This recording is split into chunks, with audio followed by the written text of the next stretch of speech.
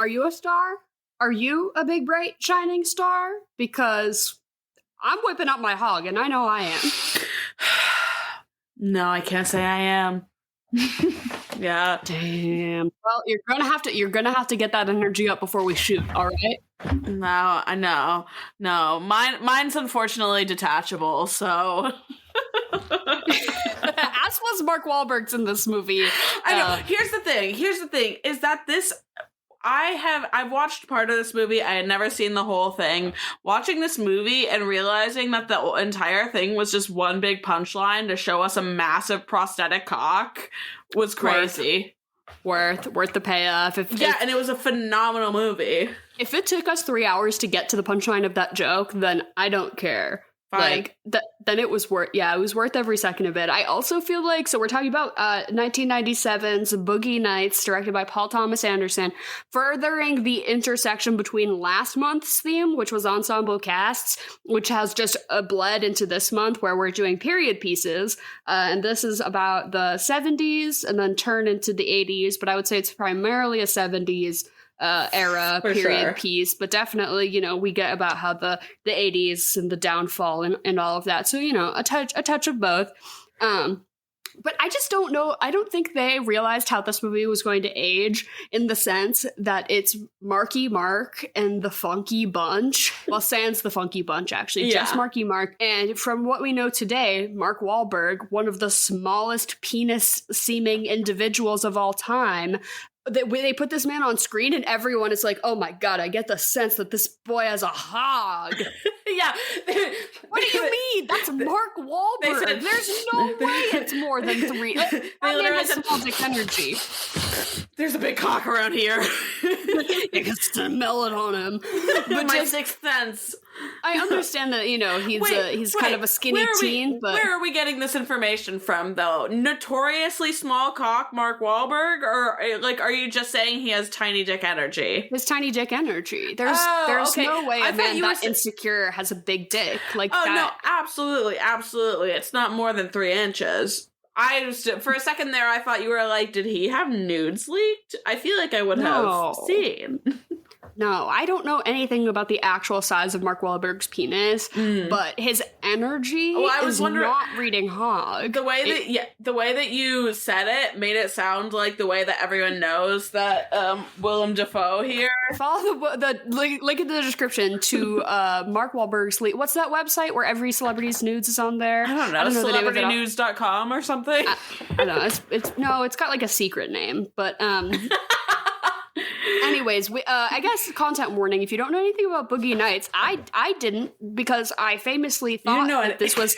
Well, I thought this movie was Saturday Night Fever. One time, Henry and I were like, let's watch that John Travolta movie about dancing, Boogie Nights, and we put on Boogie Nights, and we got up until the part where Mark Wahlberg is like, oh, do you want me to just pull it out, or do you want me to jerk off? And we're like, wait, how is Mark Wahlberg in this movie if this movie's about John Travolta? Then we're like, wait, this is not the right movie. And then we pivoted, stopped. So I watched up until that part of Boogie Nights. That's crazy that you actually stopped. Interesting.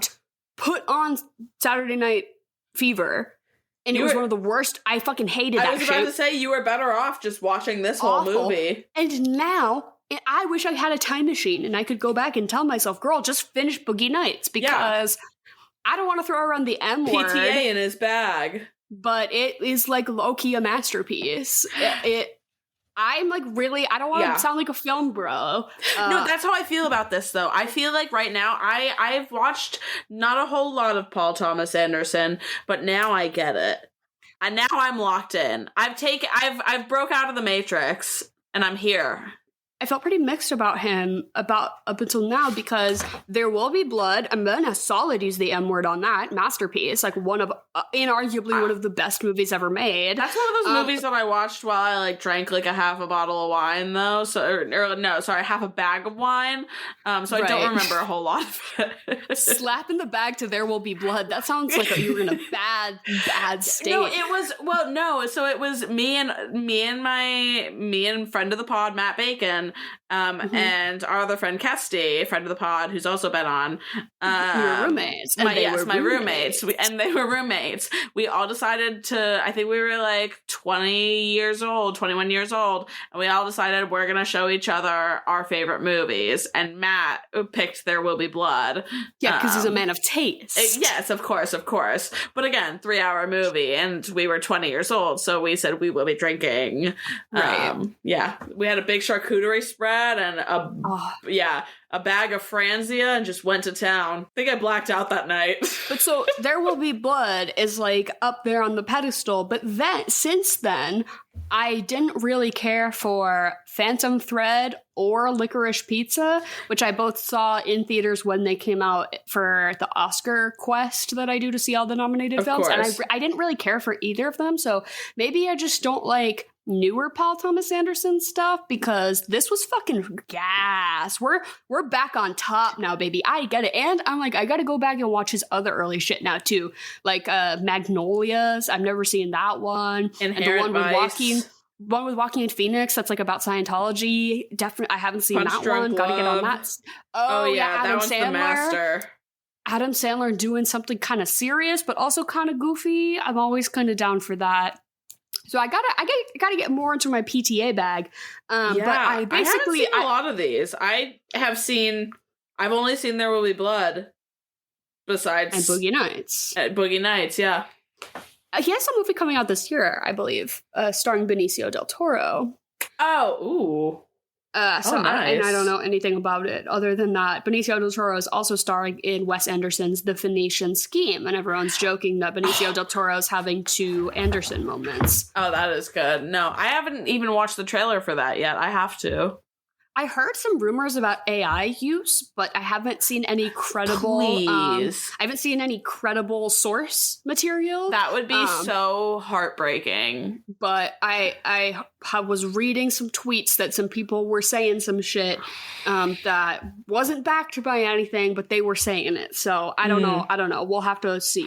Well, speaking of things that feel unconfirmed, but I saw on Twitter, apparently Miss Elle Fanning has been offered the role of Effie Trinket in the new Hunger Games. Can you please pause this podcast, stop what you're doing, and finish that goddamn fucking book so we can do an episode about it?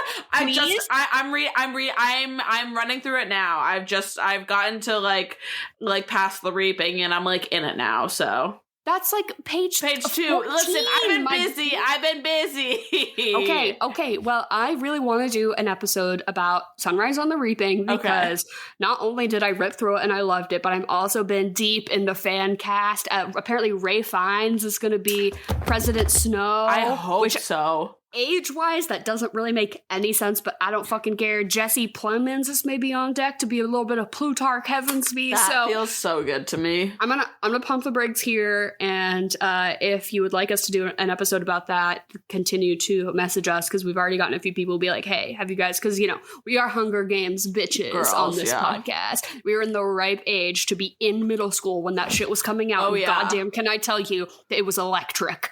Okay. Oh, you girls wish you could be there. It was like the Dirk Diggler sign exploding in my mind.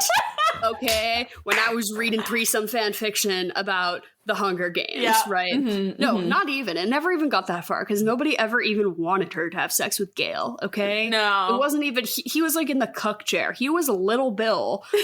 Little Bill watching her and Peta in the driveway and then shooting himself, all right? That's what Gale was getting. Sorry, I'm trying really hard to tie this back to Boogie Nights. I'm sorry. Okay. Well, can we talk about, I think, one of the best sequences in filmmaking then? The New Year's party, yeah. There were several. So I went onto Letterboxd and I was getting some topical Letterboxd, because they usually blur out the big spoilers. And so I was like, looking, and somebody said the scene, and it was like in quotes. And I was like, okay, I wonder if I'll know when it happens. And there were about 45 times in this movie where I was like, oh, well, that's it. And then something else happens. I'm like, oh, well, that's it then. And then something else happens. And I'm like, no. Now I know that that's it. And I was like wrong every time until it was maybe the actual last scene of the movie. That is the scene, you know? But yeah. Something to make your toes curl, blood curdle, make you fucking just want to jump off of a 10-story building is that Mr. PTA, we got a lot of three names going on in here. Yeah. Mr. Paul Thomas Anderson wrote and directed this movie when he was fucking 26. Of course he did. I was wondering because I just popped onto his fucking page to look at his movies, and I saw that he's only 54 years old. Yeah. That's you're like, fucked up. You're like, what? And then you're like, you made what? When? What? You are, huh? Also, my favorite thing about him, myself. I didn't like Phantom Thread and I didn't like Licorice Pizza, but then I learned that he was married to Maya Rudolph, and then I doubled back and I was like, maybe I should give those movies a second shot. Maybe it was me that was the problem. He's married to, he and Maya Rudolph have been married since like 2002 or some shit. Yeah.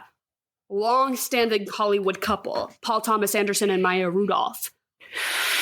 I am so glad that I get to be the one to break this information to you. Oh my god. Okay. I Isn't can't, that beautiful? I can't do it because my body doesn't do that. But do you know that scene in Broad City where Alana finds out that Abby's gonna peg Jeremy and she screams and twerks on the wall? That's how I feel right now. Yeah, literally.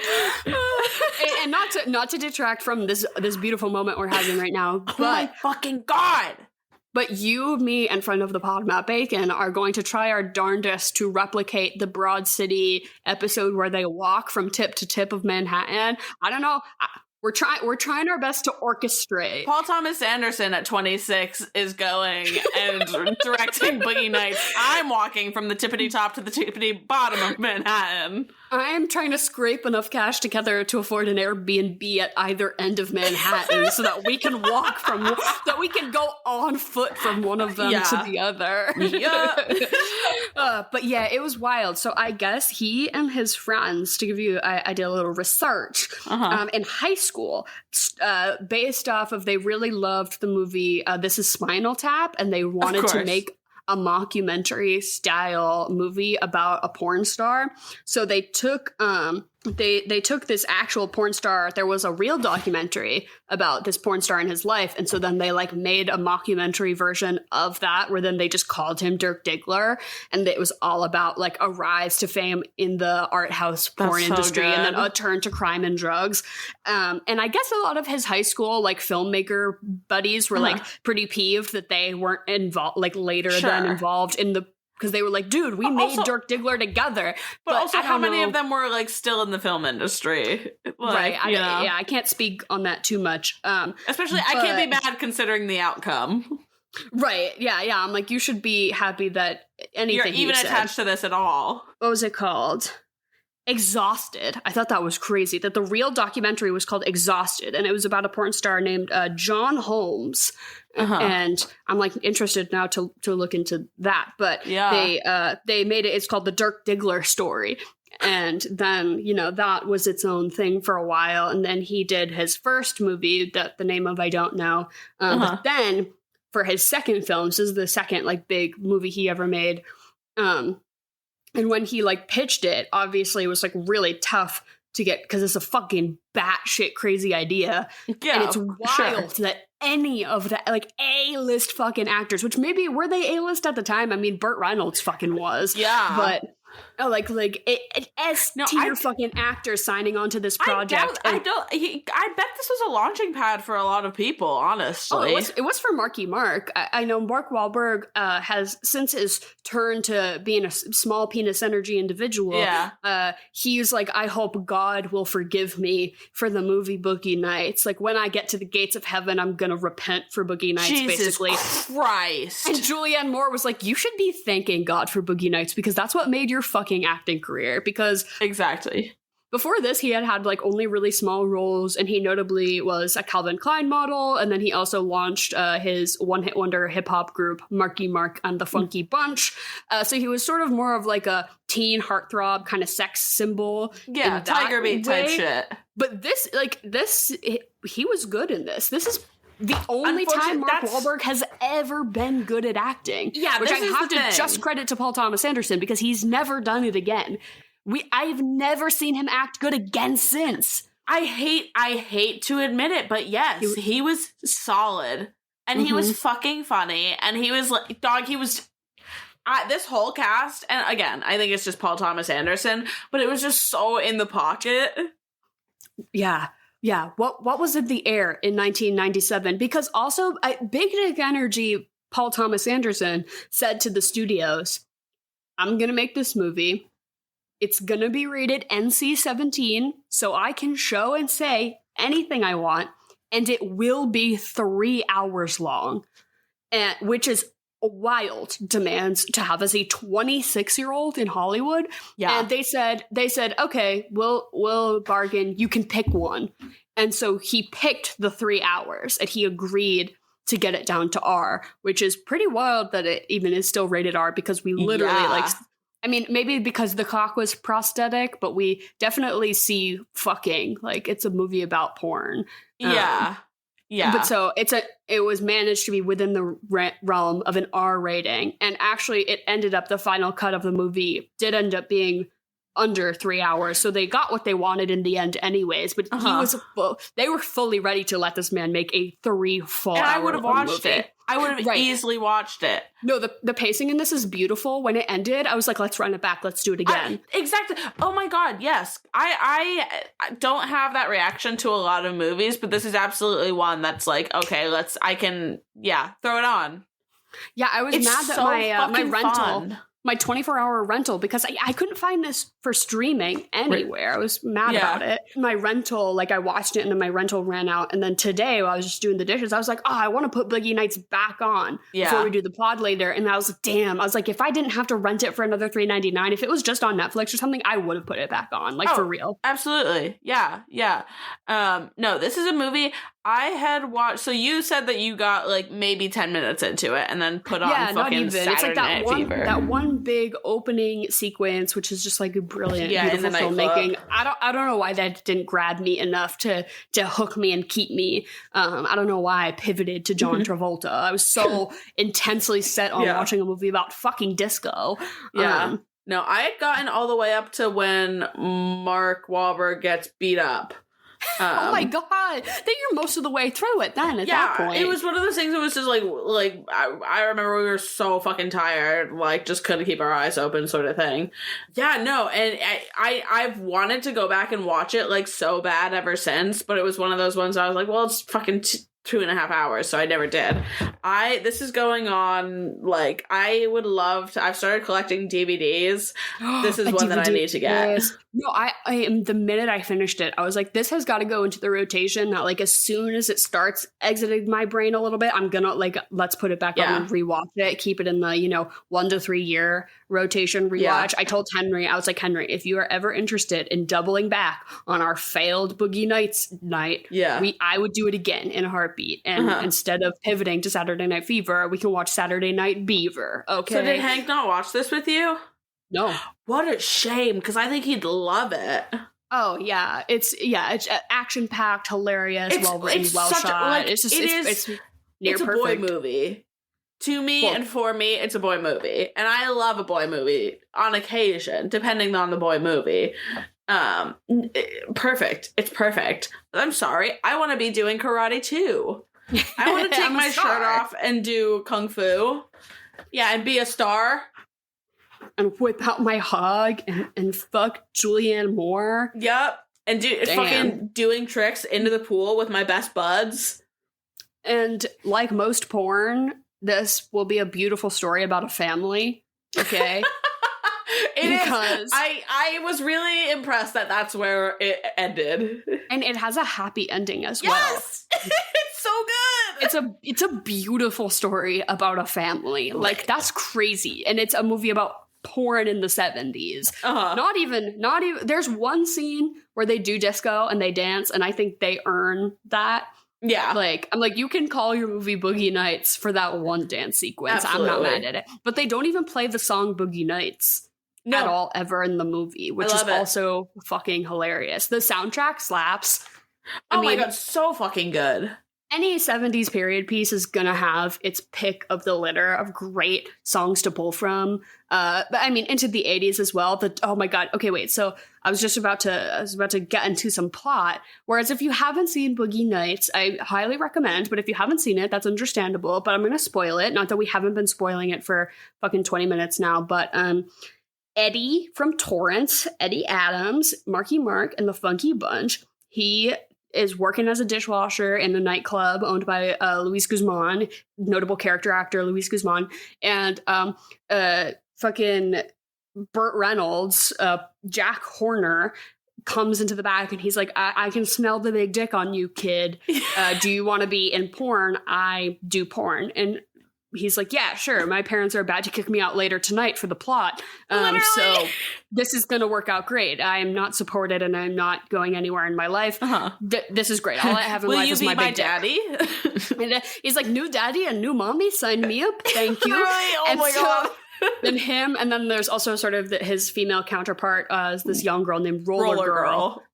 Brilliant. Who never takes her roller skates off, and she also is a waitress at this club, but then also does these adult films, and it is not even applied. It is told to us that they are both underage, which is like fucked. And it is like a sort of act of coercion, right? That these older, more experienced people are like getting them to do this. But then it becomes this weird family dynamic, right? Yes. Where we have Julianne Moore comes in hot. Amber Waves, and she's like the not even MILF, but just older, experienced. Yeah, she just happens to have a kid who she's like constantly fighting to get back, but then also she's like ripping lines of coke and doing porn, and you're like, I think it's good that CPS is keeping him away from you, my girl. Yeah, I'm like, unfortunately, they might have a point on this one. Maybe you're gonna have to stick with the found family, Julie. Yeah, girlfriend. Because hey, if the first one doesn't work out, give it another try. Find a second one at the club, okay? Exactly. And it will be just as good. Yeah, where you belong, hon. You should be out of the club. What are you doing? You're 26 and you have a 6-year-old? She should be out of the club. But basically we get introduced to this cast of characters. John C. Reilly is here with his tight little bod. Insane. Oh my God. Making us a margarita. Yeah, he is very much the 70s porn star that I envision. Right. And out of this cast of men. And we do get a lot of porn stashes too, the mustache. Thankfully, yeah. They came in strong. And Philip Seymour Hoffman, the gaffer, the gay boy gaffer, the gay boom mic guy, who, when Philip Seymour Hoffman shows up on my TV screen, I stand and salute, and I don't sit my ass down until that movie's done, baby. Exactly. Because you're a goddamn American. Yeah. No, he crushed this. It was actually they obviously wrote that role for him. Of course. Yeah, he's always that guy, and I'm never tired of it. No, it was heartbreaking. Can I kiss you on the mouth? It was stupid. Or was he idiot? Yeah. That's how I feel every day. Such an idiot. I was gonna take it back if you didn't think it was cool. Yeah, I'm like, oh my God, no. This is literally how you feel like in high school. I'm like, oh right. Yeah. Idiot. No, but yeah, he's great, and we get those, William H. Macy is like the cuck of all cucks. Yeah, well, he's my favorite part of this movie, I will say. Right. No, yeah. S tier. And I guess his agent was like, do not do this movie. You are insane. This will ruin your career. And he said, but read the script. He's like, this is perfect. And he's so right in knowing himself that he's like, my big gooey eyes and sad demeanor will be perfect to play a cuck named Little Bill. Oh my God. Stop. The mullet that he has that now every Bushwick lesbian. Mm-hmm. I think now it's become the Bushwick lesbians have moved on from it. I think now it's become the gaslighting white boys in Bushwick. Yeah, the white straight boys who eventually adopt the lesbian culture because they realize that's the only way to get pussy. But they're definitely their too type late. Is bi women, right? Yeah. Yeah, but no. William H. Macy's haircut in this stood out to me. Also, Roller Girl's pants the first time that she goes to fuck Marky Mark. Do you know what I'm talking about? High-waisted shorts? The high-waisted shorts that literally just untie, and it's all just one piece of fabric. I just about screamed and leapt off my couch. Like, please, can we have those back? Just all the whole style of the 70s. I want to just only be doing that forever, please. If we could, every era, we're doing Y2K, we're doing 50s, we're doing whatever core. I don't care. I want flared jeans. I want big pointy collars. I want big hair. Just all I want. Yeah, big wide collars, baby. Come on. Oh my God! And I want Don Cheadle to feel comfortable in his skin, and I want him to wear his cowboy outfits and play his country at the stereo store, because I support you, Don Cheadle. I think it's cool that you want to dress like a cowboy. The fact that in 2025 that look is so on trend, so fire. Easily. Every dropshipping outlet store is like cranking that shit out. Oh, yo, he'd be dropping panties left and right.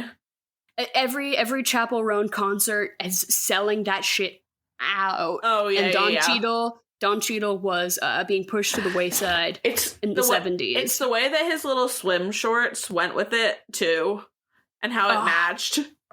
And he was just so sad that nobody liked it, and he was just looking for validation. I would have given him the validation. Yeah, right? Well, we found love in a hopeless place in the donut shop with the Mexican standoff with the money in the bag. Yeah, with the brains on the window. But they all sort of do porn, and it's going really great. And then he decides he's going to be Dirk Diggler, which is awesome. And then he even elevates to a new level and decides that he wants to do a series where he becomes Brock Landers. So it's like a character on top of a character where they're bringing the plot to porn. Yeah, and they're trying to. That's the whole thing. Is Burt Reynolds really wants to revolutionize porn and really tell a story. He said, I want them to jerk off in the theater and be so gripped by the story that they have to sit in their cum. And I thought that like attitude was like really fucking cool. And then it's so hilarious that then you see the shit he's making and it's actual dog shit garbage. It's Mark Wahlberg, like shitty B movie in a CD bar being like, hey, little lady, you come around here often. Like, it's so bad. But apparently it was revolutionary. But here's the thing, is that based off of the last monologue that he does when we get to the scene where he's kind of back in it. He's back. He's teamed up with what was his name in it? John C. Reilly's name was his porn name was the producer, Jack Horner. Yes, Jack Horner. Little Jack Horner stuck in the corner eating his boysenberry pie or whatever the fucking nursery rhyme is. Well, yes. But those two like make up and kiss, and he's like going back to porn, and watching him do the monologue in the mirror, I was like, I'd watch that. If I was watching, I was like, I would sit in my cum and watch this. Yeah, I guess Jack Horner, you did get me, because I've been sitting in my cum for 3 hours now. Exactly. Because I came when Heather Graham took her little booty shorts off 6 minutes into the film. Of course, yeah.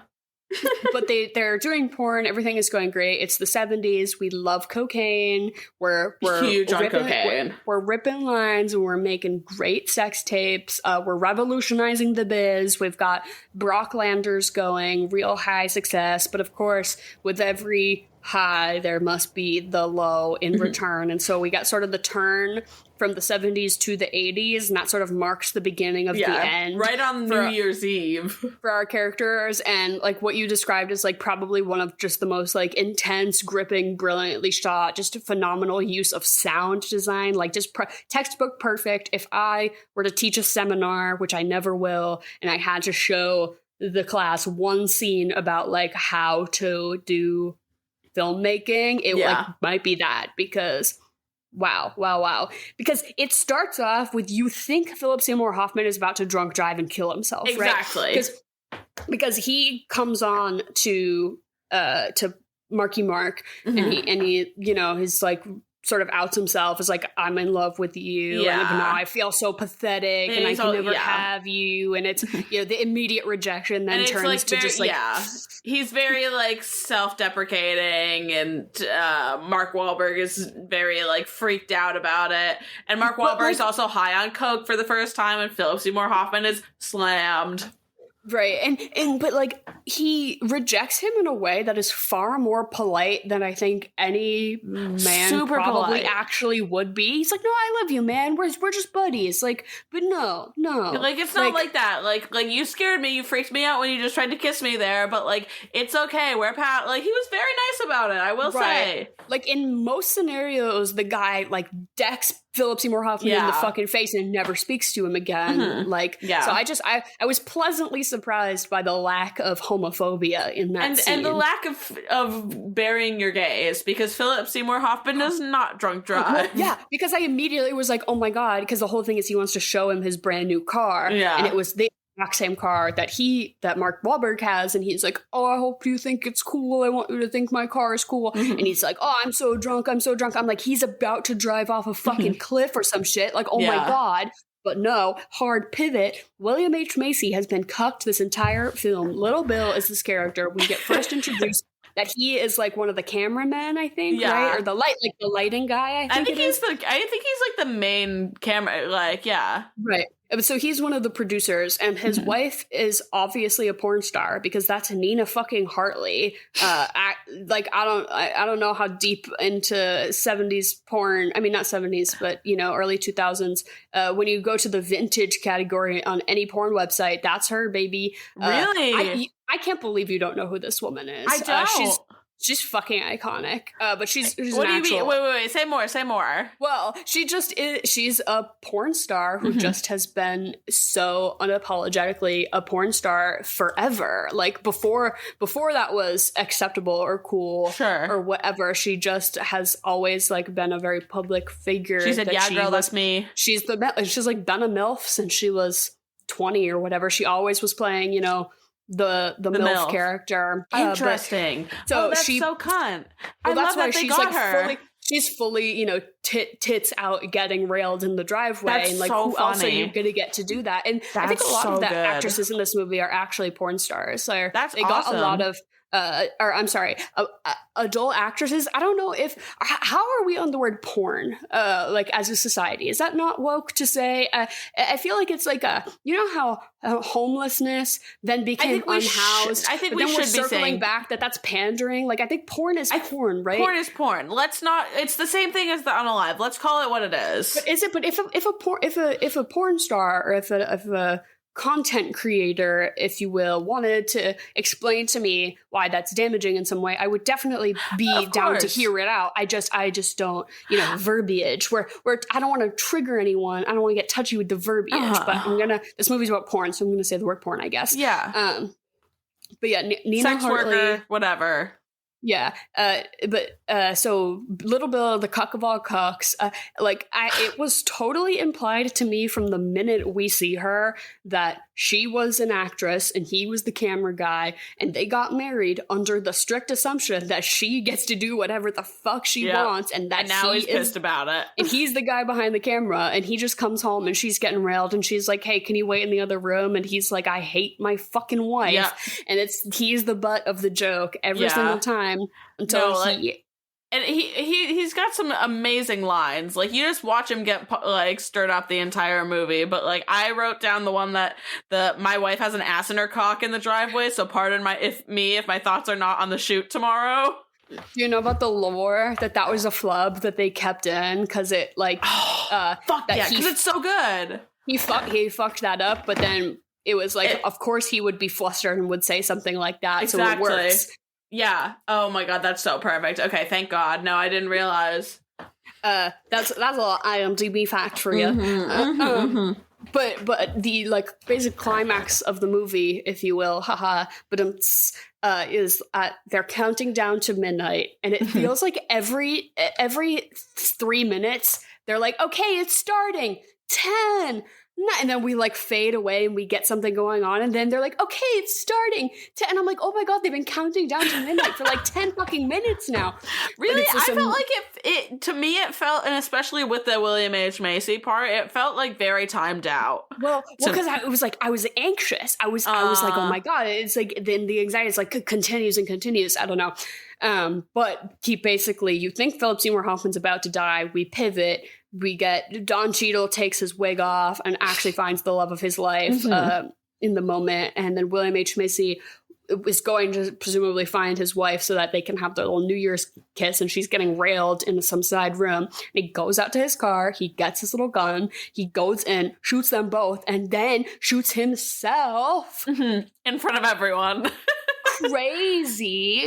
I'm sorry, but if ever comes the day that I snap and, should I decide to take myself off this earth, you bitches better memorialize me in a cunty way, like a photo of myself where I blew my fucking brains out. Yeah, that was iconic. I gasped.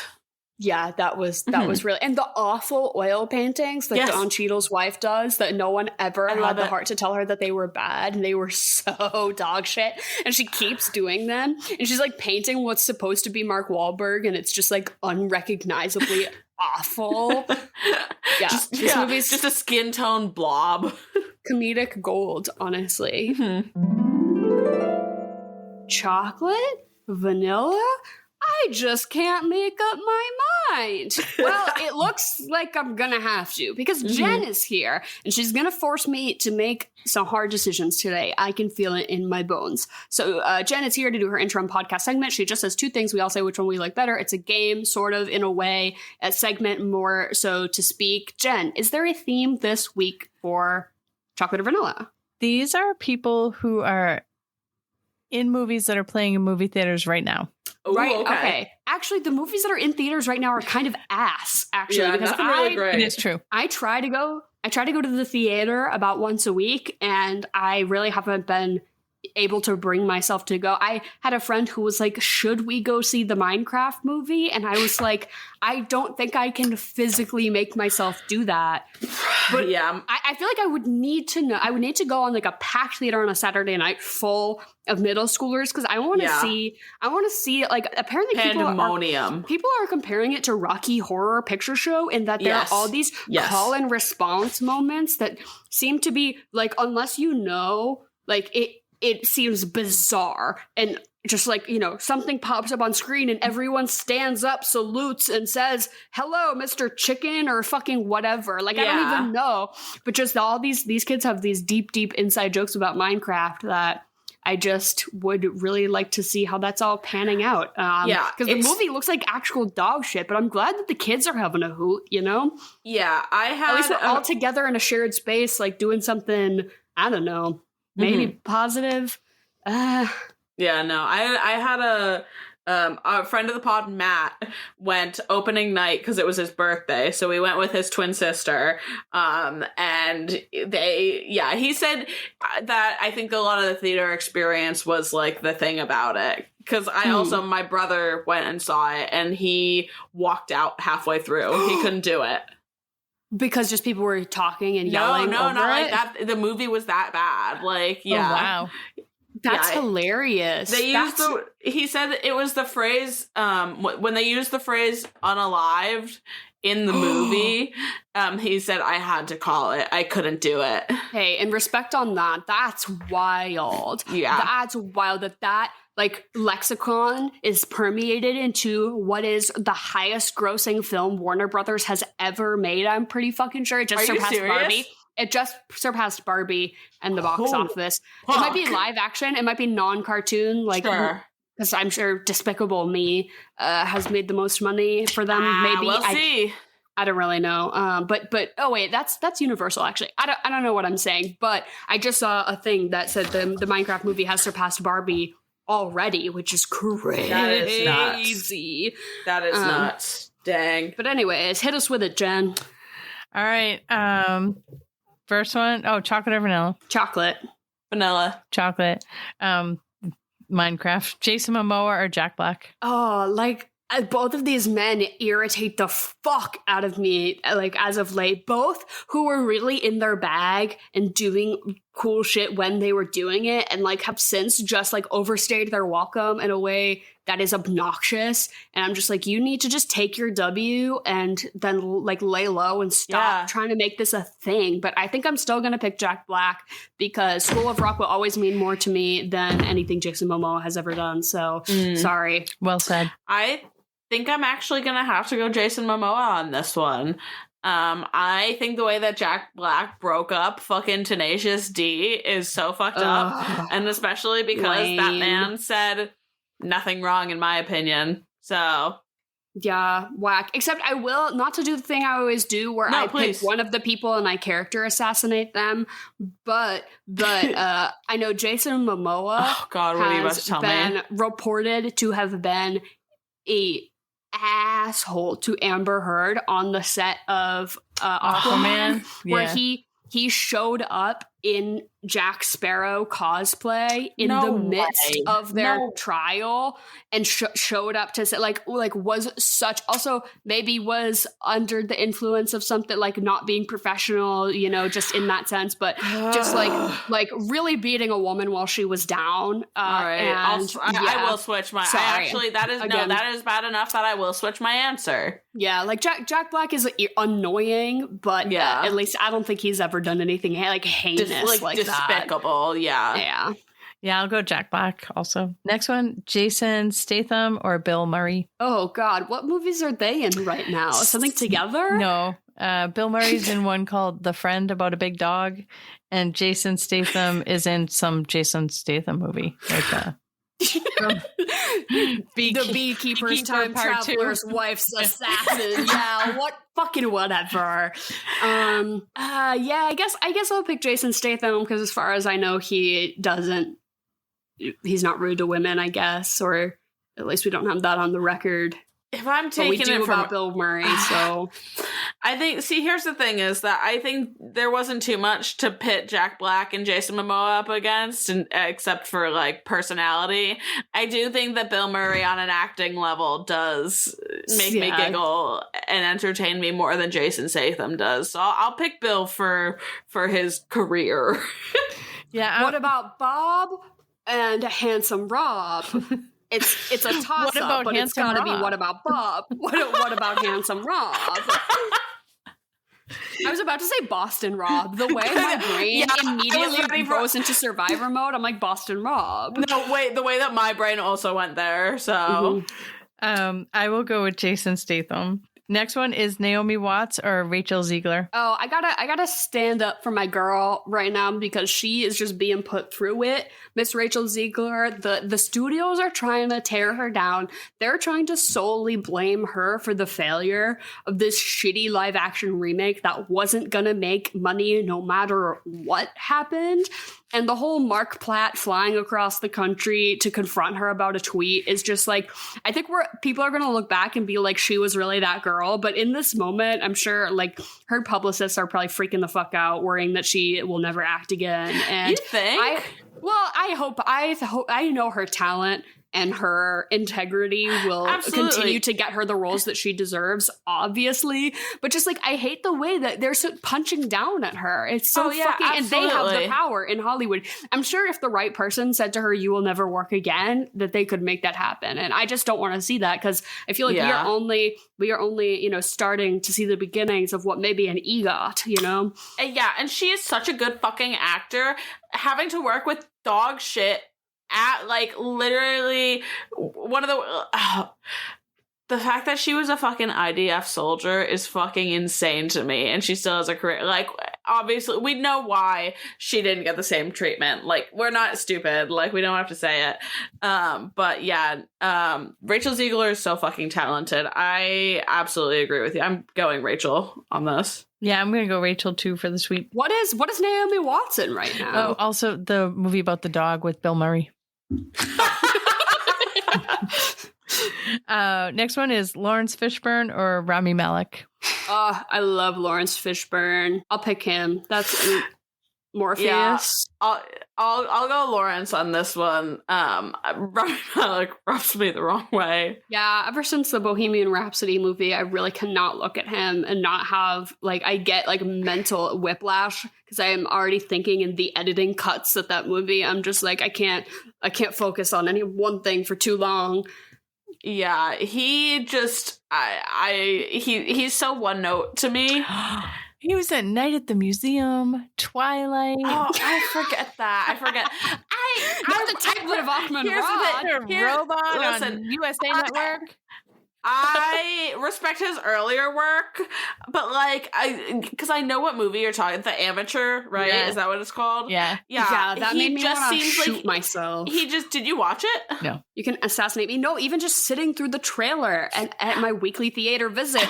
I'm gonna save my wife and learn how to become an assassin. Okay, like they let ChatGPT write that movie. I swear to God. I love a reluctant assassin. I am actually interested to see it. I think that's a trope I can get down with. I am interested to see it. I actually did. I lie. I liked him in Oppenheimer. I liked his 2 minutes of screen time. That was a serve. Yeah, that was a big serve. But yeah, especially in this movie, I'm like, it feels like it's just the Mr. Robot thing again, and that he's just trying to play someone that's really autistic. All right, I will. I'll go Lawrence Fishburne then for the sweep, and then last one is Tim Curry or Tom Cruise. What is Tim Curry in? Amherst Theater is playing Legend right now. Okay. I was gonna say, I was like, I don't think he's well enough to be in a new movie. Is he alive? No. Shouts out Tim Curry. I will be picking Tim Curry. Tom Cruise? Ew. Yeah. Get that man away from me. Nasty. Yeah, Tim Curry. I will go Tim Curry for the sweep. Yeah, we had trouble finding a lot of actors who were in. Yeah, he's still alive. I had trouble finding actors who were in movies right now, so I was like, oh, what's playing at Amherst? And they're playing Legend. Yeah. Let's travel to an independent cinema doing some reruns, shall we?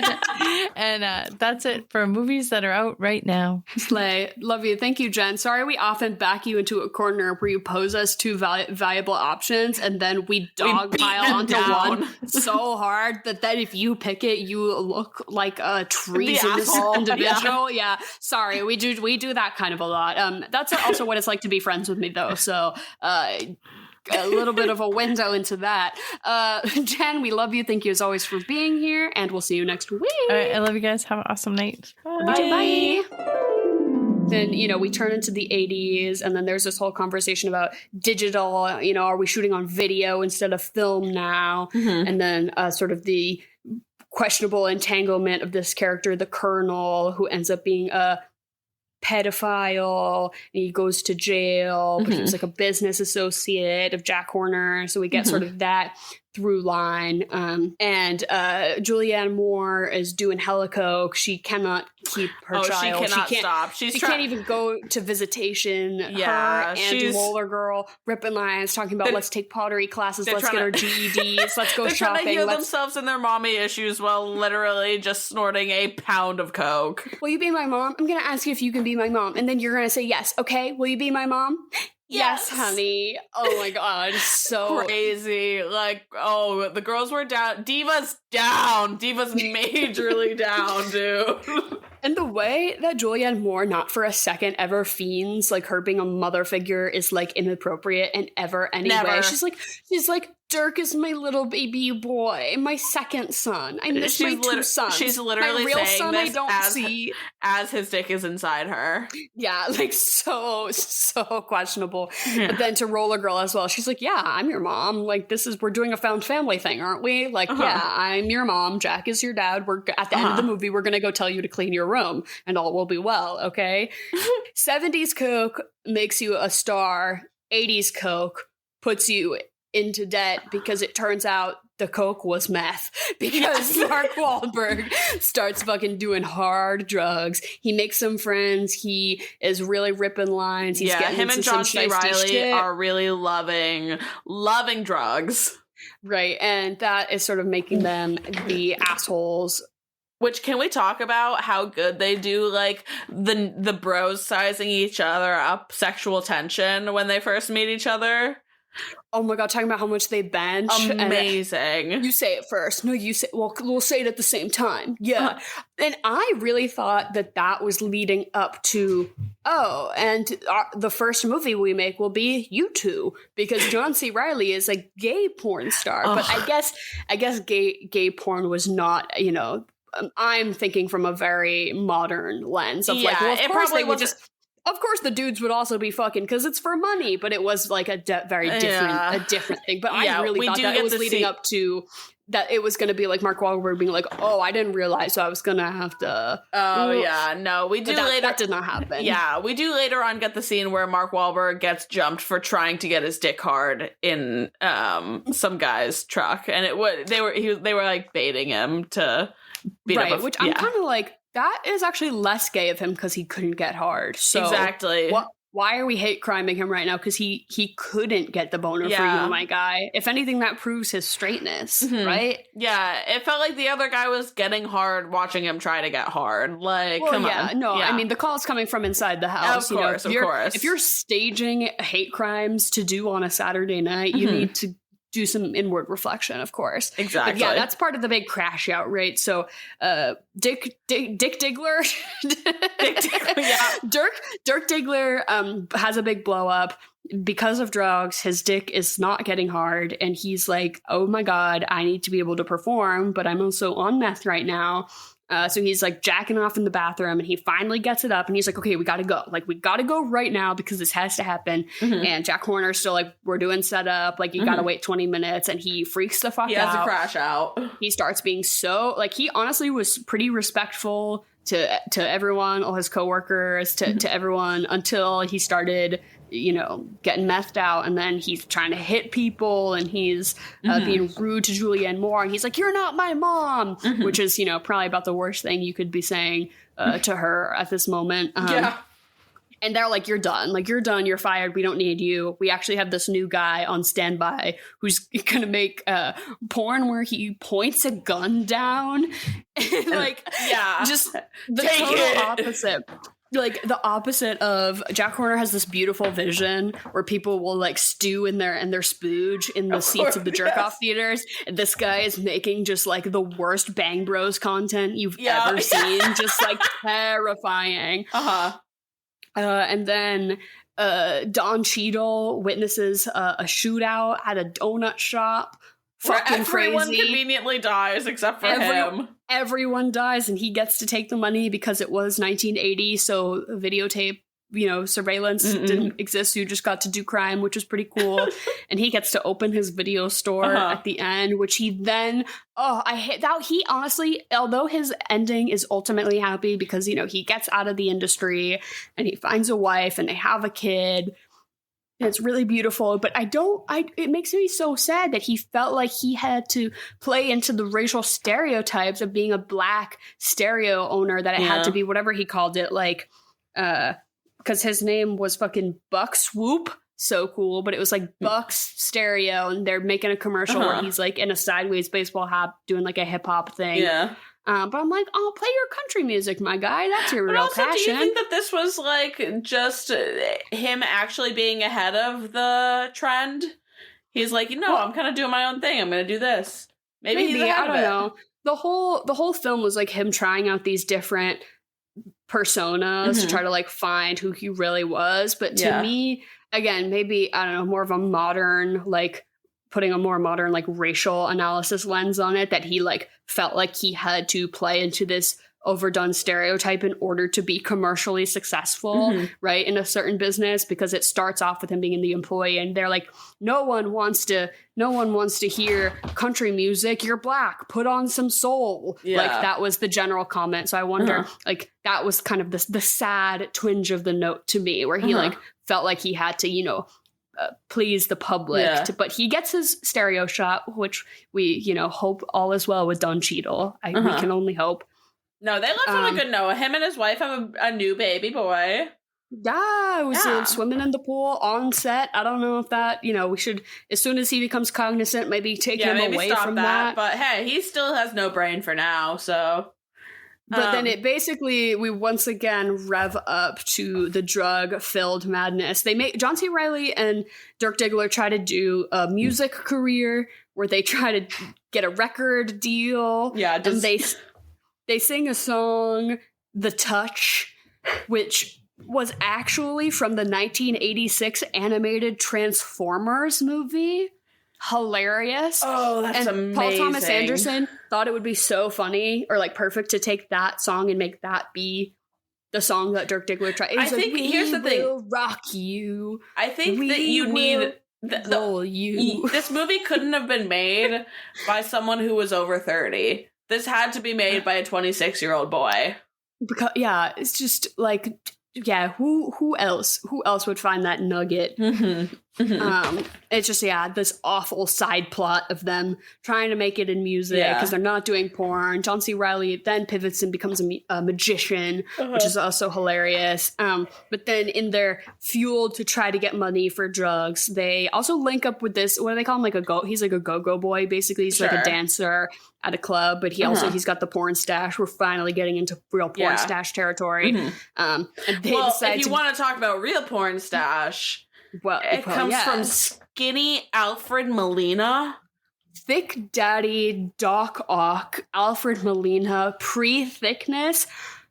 Here's the thing. I couldn't clock him by the face. I got it by the voice.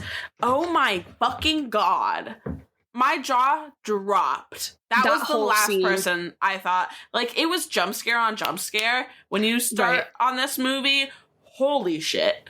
But then you lay low because you're like, wow, we already have a whole ensemble cast we've been working with for quite some time. And then they throw you right at the peak of Act 3. Alfred fucking Molina. Coked out. Goddamn.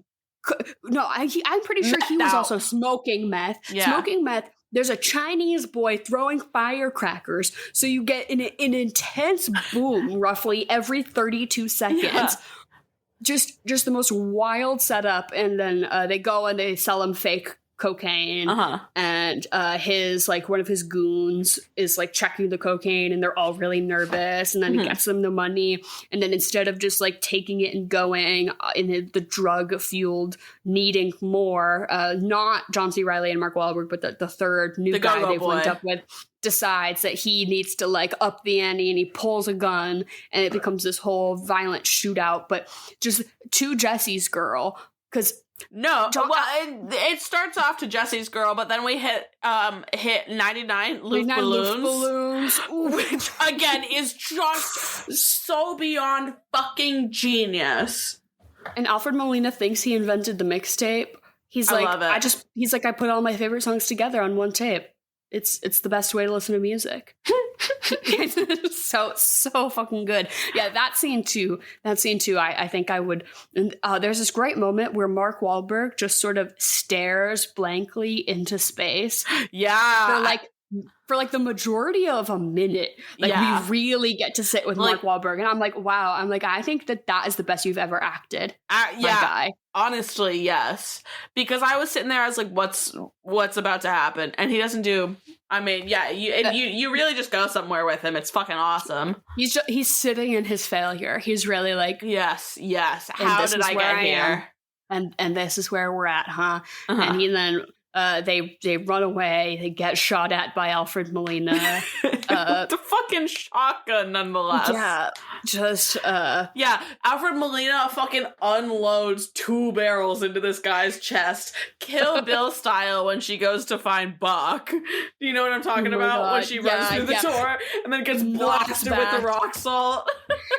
And Dirk Diggler pushes his sad little car. I also love the minute he starts doing meth, his car is in shambles. Like, we see, here's this beautiful car that he buys at the end of the 70s, and then as soon as the coke turns to meth, it's like his carburetor gone, his hubcaps gone, front end busted. Paint chipped, but he pushes the car away, and he finally gets away, and that's when he's like, I gotta circle back, I gotta goes apologize. Crying back to Daddy, and Daddy says it's okay. Yeah, because he learned his lesson. He karmically got. Oh, but then we, of course, I guess I sort of glossed over. There's also the really beautiful sequence where we get a bunch of people getting the shit beaten out of them all at once. So Mark Wahlberg decides that he's going to go back to his roots and just jerk off for money. He's like, what is, you can see it for $5 and you'll jerk off for 10 or whatever. So he gets into some guy's car and the whole thing's a setup and they're like, we want to hate crime you. And so then they beat the shit out of Mark Wahlberg. And then, oh yeah, this is way back. Yeah. And then Jack Horner invents the bang bus and he's like, we're doing something innovative here. Roller girl, we're just going to pick up a guy on the street. He's going to fuck you in this car. And then it turns out to be like the guy in high school who like slut shamed her into dropping out, like literally. And then it like sort of all turns sour and he's like, don't I know your real government name that I will say out loud right now? And he's also like, the thing is he's bad at fucking and Jack is like, okay, this is where I draw the line. Yeah, he's like, you're not on her good side. He's like, just let me fuck her, man. He's like, no, we're making art here. Like, you don't understand. Yeah, no, they just go back and forth beating the shit out of these two boys. And then who else is... Oh, and then the colonel is getting the shit beat out of him in prison for being a pedophile. So we get sort of this trifecta of getting the shit beaten out of them all simultaneously on film. It's like quite beautiful. And honestly, I don't think they beat the shit out enough out of the guy from the bang bus because they're wailing on him. And then Roller Girl comes out and she kind of stomps him with her roller skates. Yeah, a handful of times. I thought they were going to kill him. You know, I guess spoilers for the newer film Love Lies Bleeding, if you want to fast forward like 30 seconds. But you know in Love Lies Bleeding, when they dislocate Dave Franco's jaw off his fucking skull and we see his crushed head. I thought they were going to be doing that to him. I wanted to see that level of gore of her slamming her roller skate straight down and obliterating his fucking skull. Yeah, like Maxine style on that guy's balls. Yes. Yeah. No, exactly. That's what I wanted. I mean, I think that definitely would have implied that he was dead. I think the implication that he was just maimed. Yeah. Yeah, they might have blinded him with that one, but that's sort of our turning point because then, you know, Roller Girl decides to go get her GED. Julianne Moore decides to try to get her kid back, but she fails. But she made the effort and learned her lesson about motherhood, I guess, maybe. I think there's some growth that's insinuated. She's the one that helps direct, what is it? A shitty documentary. Oh, no. Don Cheadle's commercial. Right. Yeah, and she makes the shitty documentary about Dirk Diggler. Also so true. Maybe some filmmaker bones here, Miss Amber Waves. And then, yeah, Dirk Diggler comes back around. Wow, I've just been summarizing the movie this whole fucking time. But I guess this has been working. I don't know.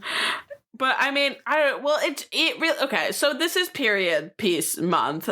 The way they fucking captured at least the turnover from the 70s and 80s was really like one of my favorite parts of it because it was very subtle and then very quick.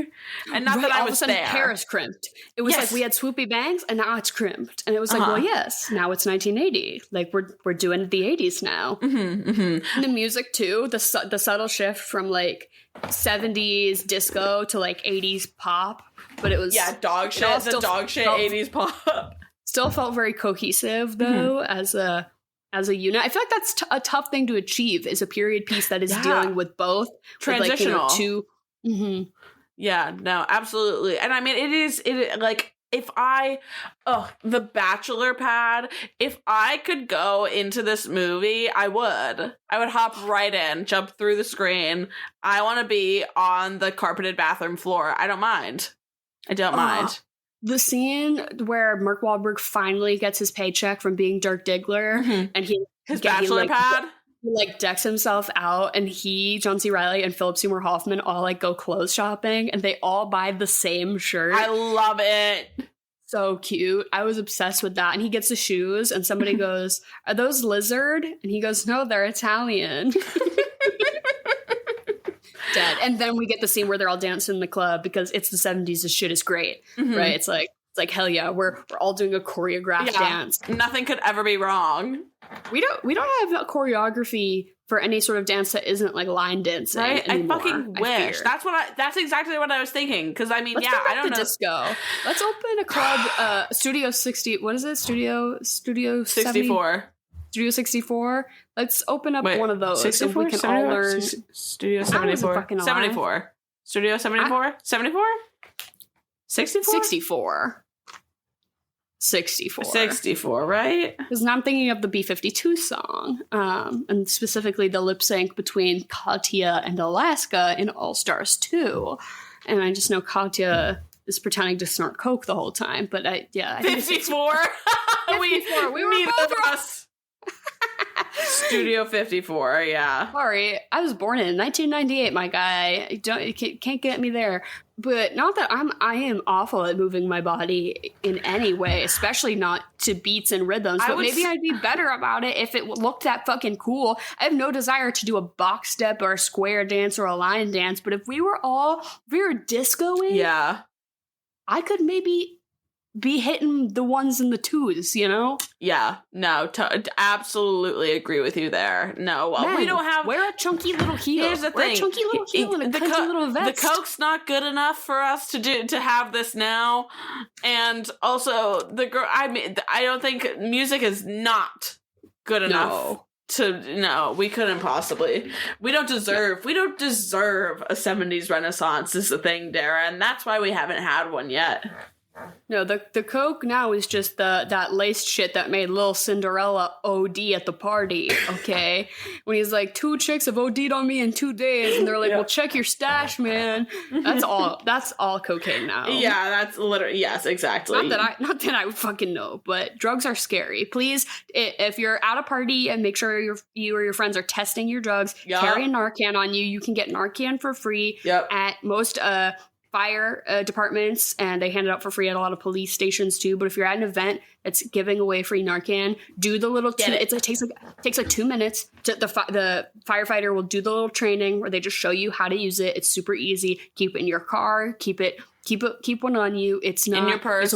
A lot of weird stigma about carrying one on you because it's like the stigma around drug users and addiction.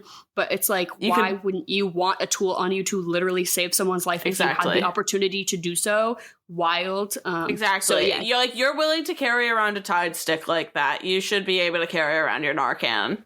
Mm-hmm. Yeah. But yeah, also like test your drugs. Get drug testing kits. Also are often like for free at a lot of places. Just like, I don't know, be if you are gonna do coke and go out dancing, be safe. That's it. Yeah. XO the swamp. I would be doing coke at the pool party. I will not lie to you. I want to be at that pool party so bad. And my food and drink are based off of that. Oh, okay. So we're gonna get into our regularly scheduled programming, which this is a beautiful movie to be doing food references to because it's a big cookout movie. We got a lot of pool time and we got a lot of cookout energy. Come on. It's a movie about cocks, dude. Of course it's hot dogs on the grill. Of course it's hot dogs. It's hot dogs, and you set up a really elaborate hot dog topping station for you and all your friends, and then you make I was gonna say Sex on the Beach, but I think this is a margarita movie at its core. John C. Reilly taking a sip of the tequila as he's pouring it into the blender. A timeless classic. Yeah. I would say we've got, because I'm just gonna riff on this cookout idea because my answers was also hot dog marg, but I also feel like I feel like we've got to get pineapple involved in here somewhere, whether it be in the cocktail or like pineapple on the grill too can be kind of fire. Because I feel like pineapple's one of those things that there's all that mysticism about how it makes your semen taste better, right? That's true. Or like I think they sell the same thing to pussy havers as well. That they're like, it'll make your shit taste good if you eat pineapple. Sure, I don't think has that ever been proven to be true. Doubtful. I also think. I don't know, but there's something sexy about a pineapple for sure. Also, the swingers. Well, one thing that came into my mind for this was a pineapple upside down cake, but I said no, that's 250s. But it does kind of feel like it fits. Well, why else is 70s like fucking Jello molds and shit? Food was still kind of like 50s, 60s, I think. Yeah, no, they're breaking free. I will say like a freaking I don't even know. I also feel like a whiskey sour is this movie. Well, because it's for boys, for sure. Mm-hmm. I would say alternatively, you can do the popping champagne at midnight, drink champagne with them at the New Year's moment in the movie. That would definitely be pretty cathartic. Also, donuts for Don Cheadle. Don Cheadle picking out those donuts for his wife like nobody's business. He's like, are those ones special for Christmas? Yeah, let me get one of those. Yeah, that's she'll love that shit. That's me. I had a bunch of munchkins for dinner, actually. Because at the library, someone is bound to have brought in some sort of baked good or other. Of course. But today it was munchkins, but they were obviously from the morning. Of course. And I worked in the night, so they were stale as fuck. But somebody left all of my favorite ones. There were only jellies and blueberries left. And I was like, hell yeah, more for me. I didn't even know they do blueberries. Yeah, little blueberry munchkins. Interesting. I like the plain ones, personally, but I do like the jellies. Plain glazed or plain like old-fashioned? Plain glazed, not plain old-fashioned. Get that shit out of my face. Why are they even making that? Because an old-fashioned donut is made to dunk in your coffee. That makes sense to me. An old-fashioned donut is unoffensive because you're doing it with your coffee. It's the thing. But an old-fashioned munchkin, you're not dunking that in your coffee. So it's just a ball I'm going to try to dunk it, and then I'm going to drop it, and then I'm going to be pissed. Then it's going to disintegrate, and then I'm going to just have lumpy coffee. Exactly. Upsetting. And then I feel like Fuck, Marry, Kill is kind of tough because I feel like our four main characters are obviously Roller Girl, Dirk Diggler, Jack Horner, Amber Waves, right? Yeah. I think we can cut Roller Girl out of it, though. Okay, fair. I think it's Jack, Dirk, and Amber. Sure. I feel like, I don't want to have sex with either of those men. So, but I also, I definitely don't want to marry. Well, maybe I'll marry Jack Horner because I feel like we could be creative collaborators because I too have a vision that porn can be better than what it is. You know. You are a visionary in the field. That's for sure. Thank you. Not really. Not from experience. No, you made a really good podcast about. I just got a lot of ideas. I'm a guy with big ideas. Okay, I want them to stew when they come. I did a project in grad school because they told us we could do a project about anything we wanted, but it had to be about AI. And fucking, that pissed me off. So I made it about porn because I was like, if you guys are gonna make me do a stupid project, I'm gonna make it about the most offensive shit I can fucking think of, and I'm also gonna do a really fucking good job too. So and you're forced to tell. You're forced to.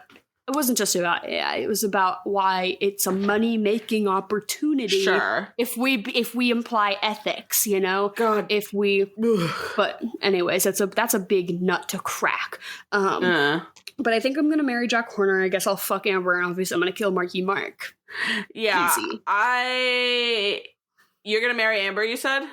No, I'm gonna marry Jack. I'm gonna fuck Amber. Yeah, I have to agree with you there. I'm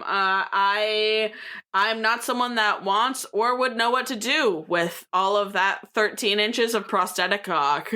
Yeah, Scary. I'm actually really good on that. No size queens here.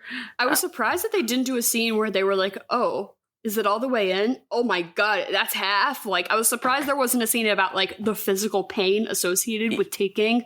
I guess because they're all consummate professional adult actresses that they're used to really doing it. But that's the kind of shit that punctures your cervix, bro. Yeah. Not okay. Not cool. Not safe. No, I mean, there must be men out there that having a dick that big is just, it's a burden to bear. It is your cross to carry. They make, they're called bumpers. They're a thing you put on the base of your dick so it doesn't go all the way in. Oh. So that when you're fucking, it stops. So that you can only be wielding 7 inches or something reasonable, They make stuff for that now. That makes sense. Well, I know about the sleeves that they make for guys that are too small. Oh, the extendo sleeves? Yeah, the extenders or whatever. Right. Yeah. Right, but that also, you're removing a lot of the friction happening for yourself. So that's really a giving measure. I guess out of the whole movie, I do want to be a giver, and I want to give Luis Guzman his opportunity to be in a porn, because the whole movie, he is just acting. He is trying to send word up the chain that he wants. And he says he wants to do it so that his brothers can see him.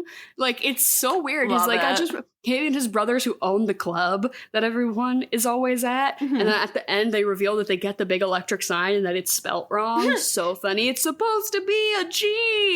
I think I'm going to have sex with Luis Guzman and I'm going to let them film it because I think he's really going to put his best foot forward when it comes down to the time. I think we could also do some plot. I think we could do some fun banter. We could come up with some characters. You know, I think in this creative sphere, it's seeming like there's a lot of room for that. So I think me and Luis Guzman could really put something fun together. I'm sure, I have no doubt that you would create a brilliant, elaborate plot for a film.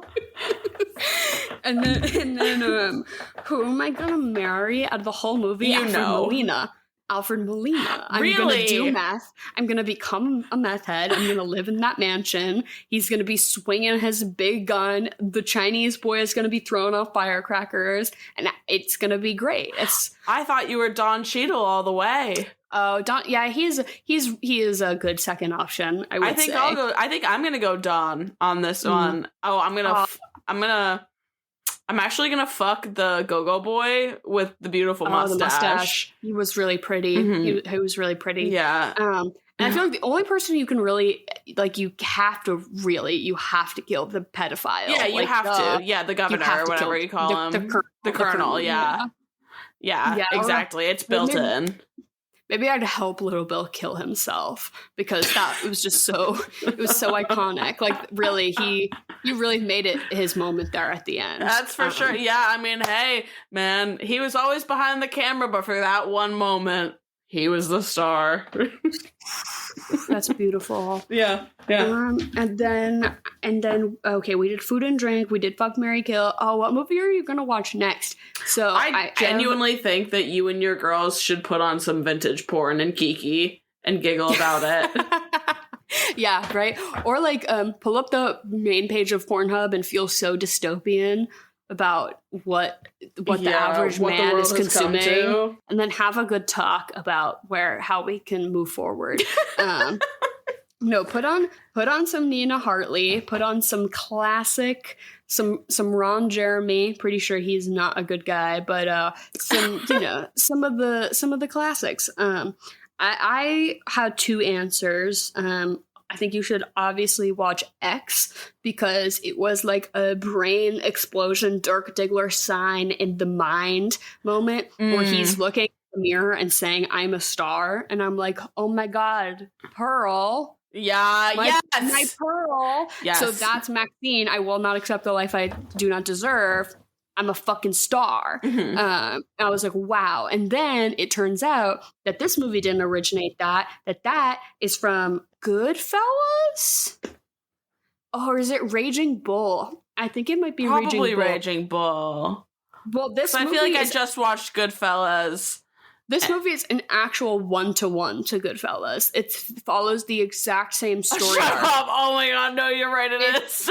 If you map out the story beat of Goodfellas and then you twist it around a little bit, that is this movie to a T. I think I would have to recommend that then. PTA credits it, obviously, though. I'm sure. He's like, it's indisputable. But also, I don't think anyone is saying that this ripped that off in any sense. But I've got a good one, actually. I think the movie Raging Bull ends with the guy giving himself a talk in the mirror to hype himself up, and he is delivering his lines, and he does his monologue to the mirror, and then they're like, okay, are you ready to go? And he's like, yeah, and then he stands up and he does a bunch of punches to hype himself up, and it is Mark Wahlberg's character to a T. Yeah. So it was like they got it from that, and then so it was interesting to trace the through line of that. I didn't know that in X/Pearl, that was that's where that reference came from. So that was kind of cool.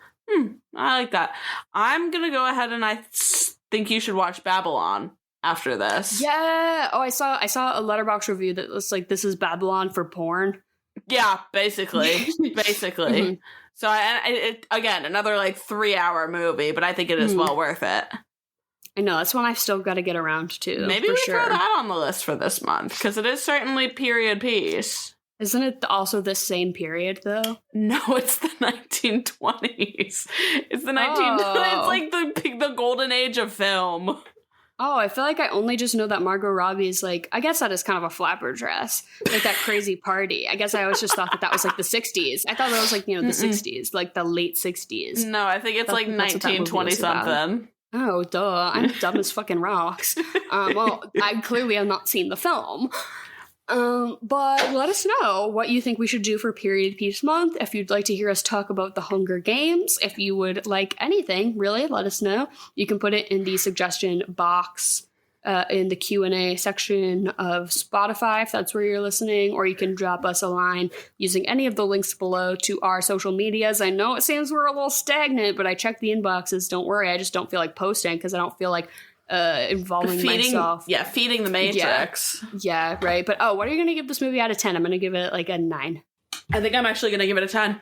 Yeah, this is like really fire. No notes, honestly. No notes PTA. And no notes, and I'm going to watch it again soon, and I'm going to go back and watch the rest of your discography because I respect you now. Yeah. So, yeah, you got me hook, line, and sink. You win this time, PTA. Yeah, you got me. I guess I will end the episode by saying that if you use ChatGPT, you're a loser. Mm-hmm. If you use generative AI, you're a loser. I'm sure if you're at this part in the podcast, you also agree with me, but I just can't say that to your friends loudly, please. Yeah. Like, shame. We need to be shaming people.